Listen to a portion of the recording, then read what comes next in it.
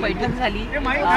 आज स्पेशल ही बैठक बोलवण्यात आलेली होती. काय बैठकीमध्ये झालं होतं? भोर तालुक्यामध्ये भोंगोली नावाचं एक गाव आहे आणि या गावामध्ये एक सबस्टेशनचा एक इश्यू होता, ज्याच्यासाठी रविवारी एक मोठं आंदोलन भोर तालुक्यात भोंगोली गावात झालं होतं.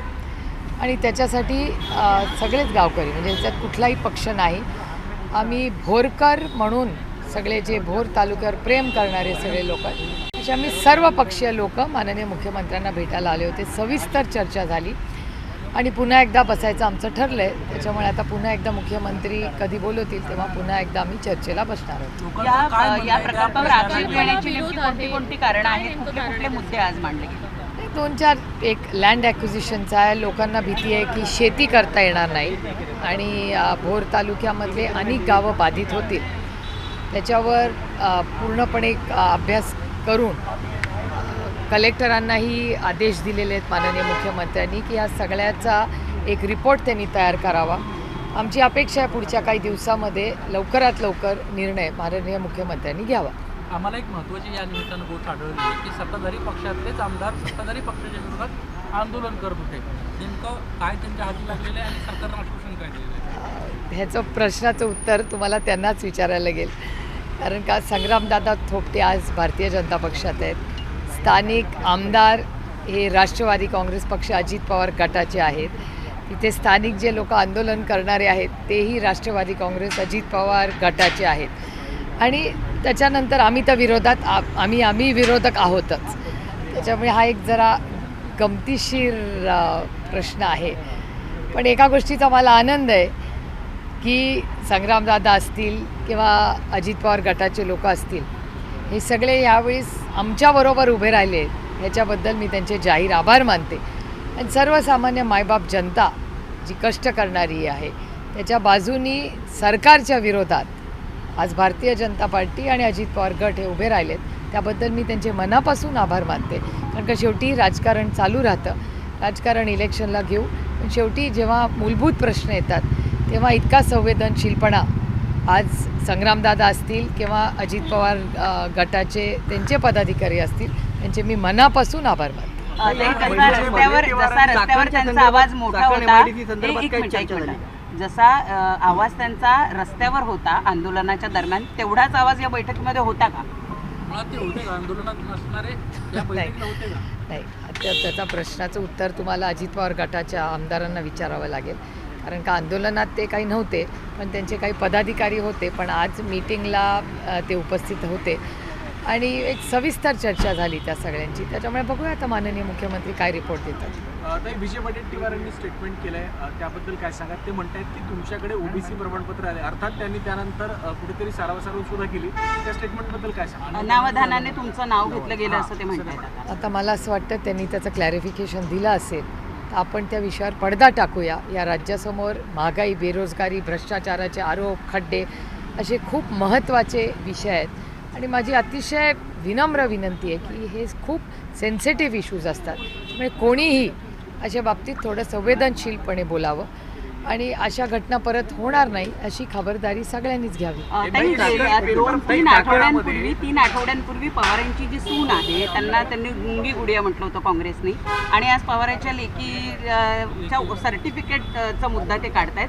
जाणीवपूर्वक महिला ज्या आहेत त्यांना टार्गेट काँग्रेस करताय, हे दुर्दैवी वाटतं का तुम्हाला? माझ्यावर जी टीका झाली ती का मी महिला म्हणून वगैरे काही बघत नाही माझ्याबद्दल, कारण का मी एक लोकप्रतिनिधी आहे आणि त्याला काही जेंडर नसतो. आम्ही पुरुष आणि महिला या सगळ्यांची सेवा करण्यासाठी मला मतदान झालेलं आहे आणि जेवढ्या महिलांनी मतदान केलं आहे तेवढ्या पुरुषांनीही मला मतदान केलं आहे. आणि एक लोकप्रतिनिधीला माझ्या बाबतीत तरी, मी हे फक्त माझ्या बाबतीत बोलते, प्लीज आय रिपीट, मी हे फक्त माझ्या बाबतीत बोलते की मी स्वतःला एक महिला खासदार म्हणून बघत नाही, मी स्वतःला एक खासदार म्हणून बघते. कारण का माझा जेंडर नाही, माझ्यावर एक जबाबदारी आज महाराष्ट्र बारामती लोकसभा मतदारसंघाच्या मायबाप जनतेने टाकलेली आहे आणि ती निष्ठेने पूर्ण करायचा प्रयत्न मी करते. आणि जो काही खोटा आरोप माझ्यावर झाला त्याच्यावर स्पष्टीकरण काँग्रेस पक्षाकडून आले तर मला हा विषय वाढवायचा नाही.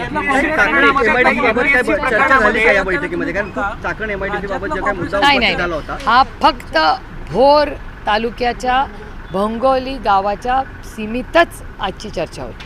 MPSCच्या पेपर काल चाकणवर काल चर्चा झाली. MPSC पेपर फुटी प्रकरणामध्ये एक minute, one at a time यार. राज्यातलं काँग्रेस सातत्यानंच तुमच्यावर टीका करतंय. काय नेमकं त्यांचं चुकतंय आणि तुम्ही त्यांच्याशी बोलणार आहे का? मी काय बोलणार नाही कुणाशी, कारण का तो काँग्रेसचा अंतर्गत प्रश्न आहे. केंद्राच्या काँग्रेसनं आणि राज्याच्या काँग्रेसनी काय करावं हा त्यांचा अंतर्गत प्रश्न आहे. पण काही वारंवार मुख्यमंत्री आता पुन्हा एकदा प्रकरणामध्ये सर्टिफिकेट संदर्भात हा एक प्रश्न मिनिट. त्यांनी उपस्थित केलेला आहे. त्याच्यामुळे सर्टिफिकेटच्या मुद्द्यावर बोलताना सुप्रिया सुळे अचानक त्यांना का आठवाव्यात, काय वाटतंय तुम्हाला? म्हणजे आता मुद्दामाला नाही असेल मी की- 2 लोकांसाठी विचार करत नाही, त्याच्यामुळे हा प्रश्न तुम्ही त्यांना विचारा. दुसरी गोष्ट, तुम्ही वायबीच्या प्रेसमध्ये तुम्ही उल्लेख केला होता मागे की वारंवार काँग्रेस राष्ट्रवादी पक्षाला काय प्रश्नाच्या चौकटीत उभं करतं आणि अशा पद्धतीनं काही गोष्टी होतात ज्याच्यामुळे महाविकास आघाडीमध्ये एकत्र नाही अशी परिस्थिती निर्माण होती किंवा असं दृश्य दिसून येतं. डेटाच आहे ना, हा काय माझा आरोप नाही काँग्रेस पक्षावर. महाराष्ट्राच्या काँग्रेसचा डेटाच ते सांगतोय. तुमच्या प्रश्नाचंच माझं उत्तर आहे, त्याच्यामुळे मला वेगळं काय सांगायची मला गरज वाटत नाही.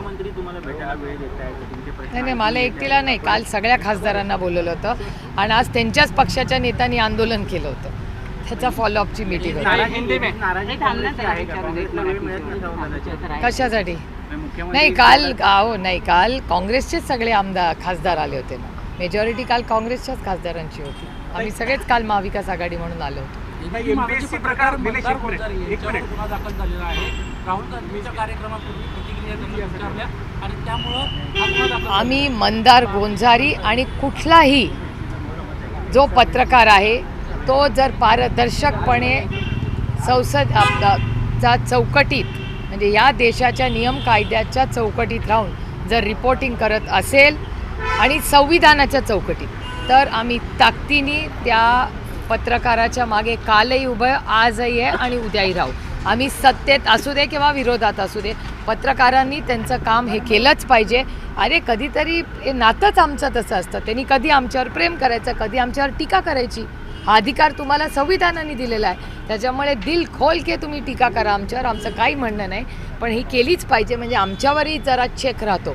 त्यामुळे कुठल्याही पत्रकारावर जर अशा चुकीच्या केसेस असतील तर आम्ही ताकदीने त्या पत्रकाराबरोबर उभं राहू आणि हा देश कुणाच्या मनमर्जीने चालणार नाही. तो फक्त आणि फक्त भारतरत्न डॉक्टर बाबासाहेब आंबेडकरांच्या संविधानानेच चालणार. त्याच्यामुळे मंदार गोंजारींच्या मागे वैयक्तिक सुप्रिया सुळे आणि राष्ट्रवादी काँग्रेस पक्ष शरदचंद्र पवार हा ताकदीने उभा राहील. MPSCच्या पेपरफुटी प्रकरणामध्ये सुनील गाडवे नामक व्यक्तीचे फोटो मुख्यमंत्र्यांसोबत समोर आले, त्यानंतर भाजपवर आरोप करण्यात आले. आज भाजपनं सुनील गाडवे यांचेच फोटो शरद पवार आणि रोहित पवारांसोबतचे जे होते ते व्हायरल केले. त्यांचा असा आता प्रश्न आहे की यामध्ये आता राष्ट्रवादीचा सुद्धा समावेश आहे का, असं त्यांनी विचारलं. हे बघा, लोकशाही आहे. आम्हाला जशी बोलायची ताकद आहे तशी ऐकायची ताकद ठेवायची असते. मूलभूत प्रश्न फोटो कुणाचा कुणाबरोबर आहे हा नाहीच आहे. आजकाल कुणाचेही फोटो कुठेही निघतात, सगळ्यांच्या हातात कॅमेरा आहे. आम्ही सगळे पब्लिक लाईफमध्ये असतो, सगळ्यांचे फोटो सगळ्यांबरोबर येतात, त्याच्यात गैर काय. पण मला प्रश्न मूलभूत आहे की आज सत्तेमध्ये कोण आहे ह्याला महत्त्व आहे आणि कुणाच्या काळामध्ये हे सगळे पेपरफुटी वारंवार होते हा प्रश्न महत्त्वाचा आहे. त्याच्यामुळे नुसते फोटो दाखवून प्रश्न सुटत नाही हो. आणि हा तुतू मेमेचा विषयच नाही आहे. आपल्या मुलांच्या आयुष्याचा प्रश्न आहे आणि तो हलकेमध्ये घेणं हे अयोग्य आहे. आणि त्याच्यामुळे माझी महाराष्ट्र सरकारला विनंती आहे की नुसत्या प्रेस कॉन्फरन्स तुमच्या स्पोक्सपर्सनला देऊ नका, प्रश्नातून मार्ग काढा. काहीतरी ह्या पेपर फुटायचे कसे थांबतील याच्यासाठी प्रयत्न केले पाहिजे. विखे पाटील यांच्या कार्यक्रमांना पवार गटाला कधी कुणी जाताना दिसत नव्हतं. आज मात्र सुनेत्र पवार विखे पाटलांच्या कार्यक्रमाला गेले आपल्याला पाहायला मिळालं. ही लोकशाही आहे, कोणी काय करायचा त्यांचा वैयक्तिक प्रश्न आहे. ताई, मुख्यमंत्री से आप आज ने मुलाकात की है, किस विषय को लेकर बातचीत हुई बताएं। मेरे निर्वाचन क्षेत्र से जहाँ मैं लोक प्रतिनिधि और सांसद हूँ वहाँ एक प्रोजेक्ट है भोर तालुका जो उसमें, वहाँ भूंगोली नाव का एक गांव है, वहाँ एक आंदोलन रविवार को हुआ था, उसका फॉलोअप करने के लिए हम सब आए थे। नेपाल में जो त्रासदी हुई ताई, इससे आप सब अवगत हैं। महाराष्ट्र के भी कई जो है पर्यटक फंसे हुए हैं, क्या कुछ बातचीत चल रही है? मिनिस्ट्री ऑफ एक्सटर्नल अफेयर्स से हम लगातार बात कर रहे हैं, महाराष्ट्र सरकार भी बात कर रही है। मेरे ख्याल से इस मामले में ज़्यादा से ज़्यादा जो भी कोई भारतीय वहाँ फंसे हैं, हमारे सबके लोग हैं वो भारतीय ही, और उनकी सुरक्षितता ये हमारी जिम्मेदारी है और हम सब ने मिलकर प्रयत्न करना चाहिए कि वो जल्द से जल्द आए। पेपर लीक को लेकर केंद्रीय स्तर पर एक कानून बनता है, उसके तुरंत बाद ही महाराष्ट्र में MPSC ड्रग इंस्पेक्टर का पेपर लीक होता है। आरोप ये किया जा रहा है कि जिस तरीके से कार्रवाई की जानी चाहिए उस तरीके से पुलिस कार्रवाई करते हुए नहीं दिखाई दे रही है। मेरे ख्याल से ये बच्चों के करियर का सवाल है और कोई जो केंद्र की सरकार है या महाराष्ट्र की सरकार है ये बहुत हल्के से ये इशू ले रही है। मेरे ख्याल से अगर इसमें कोई निर्णय ठोस ना हो और ये रुक नहीं पाए तो हम सबको रास्ते पे उतर के आंदोलन करना एक पड़ेगा। सवाल ये है समय रैना को लेकर कि महाराष्ट्र पुलिस समन भेजती है और सम्मान करती है, समन से सम्मान तक का ये जो सफ़र है समय रैना का, आपको किस तरीके से देखती हैं? जो पुलिस समन भेजती है और वही उसी राज्य के मुख्यमंत्री सम्मान करते हैं। महाराष्ट्र की पुलिस एक बहुत अच्छी और उम्दा पुलिस है, लेकिन उसके पीछे की जो अदृश्य शक्ति है, ये जो इश्यू है वो पुलिस का नहीं है, वो उसके पीछे वाली अदृश्य शक्ति का है।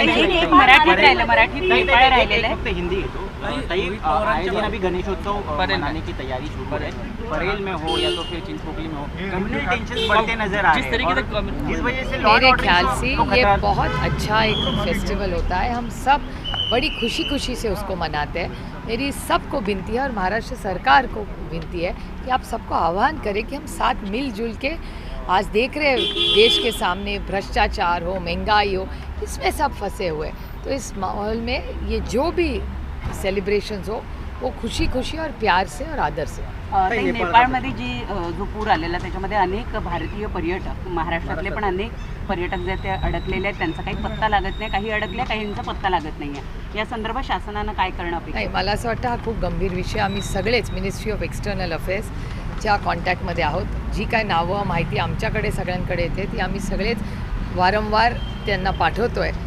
आपला सगळ्यांचाच प्रयत्न, हा काही राजकीय विषय नाही, पण आपण सगळ्यांनीच मिळून जास्तीत जास्त लोक परत कसे सुरक्षित आणि लवकर आणता येतील ह्याच्यासाठी सगळ्यांनी प्रयत्न केले पाहिजे। रोहितदादांची मागच्या काही दिवसांपासून सातत्यानं काँग्रेससोबतची जवळीकता जी आहे ती वाढताना दिसते। एकीकडे काँग्रेस पक्षाच्या राष्ट्रीय कार्याध्यक्ष यांच्यावर टीका करते, तर दुसरीकडे एक महत्त्वाचे आमदार हे काँग्रेससोबत सातत्यानं निवडून जाताना आपल्याला दिसतात। पण काँग्रेसचे संबंधच, काँग्रेस पक्षाला पार्लमेंटमध्ये गेल्या 12 वर्षात सगळ्यात जास्त मी डिफेंड केलं आहे, मग माझी जवळीक तुम्हाला का नाही दिसत? तुम्हाला सिलेक्टिव्ह ॲम्निशिया व्हायला लागला भारतीय जनता पक्षासारखं। ताई मुंबईमध्ये गणेशोत्सव आनंदानं साजरा केला जातो, मात्र काल रात्री आपण बघतो की धार्मिक तेढ जी आहे ती निर्माण झालेली बघायला मिळाली, काय कुणाच सांगाल? माझी हात जोडून सगळ्यांनाच विनंती आहे की हा एक महत्त्वाचा, प्रत्येक सण हा प्रत्येकासाठी महत्त्वाचा असतो, त्याचा मान सन्मान आपण केला पाहिजे। आणि आपण सगळ्यांनी ज्या टिळकांनी हा कशासाठी आणला, आपल्या ऐक्यासाठी आणला, त्याच्यामुळे लोकमान्य टिळकांचा मान सन्मान करून प्रेमाने आदराने आपण लोकमान्यांसाठी त्यांनी दिलेल्या संस्कारात हा साजरा करावा, एवढीच विनम्र विनंती ताई, करते। एफडीए की कार्रवाई की गाज अब त्योहारों पर भी पड़ने वाली है। गणपति मंडलों को सर्टिफिकेट देना होगा कि किस प्रकार का प्रसाद वो बनाने वाले हैं। आपने इसका स्वागत करना चाहिए। हाइजीन तो सबसे अच्छी, अपने बच्चों के लिए अच्छी है, अपने सब हमारे घर के सीनियर सिटीजन सब जाते हैं, इनमें बच्चे जाते हैं, तो अच्छा है ना, सबके लिए अच्छा हो रहा है। सबके जब पब्लिक किचन साफ़ हो रहे हैं तो हम सब ने उसका स्वागत करना चाहिए।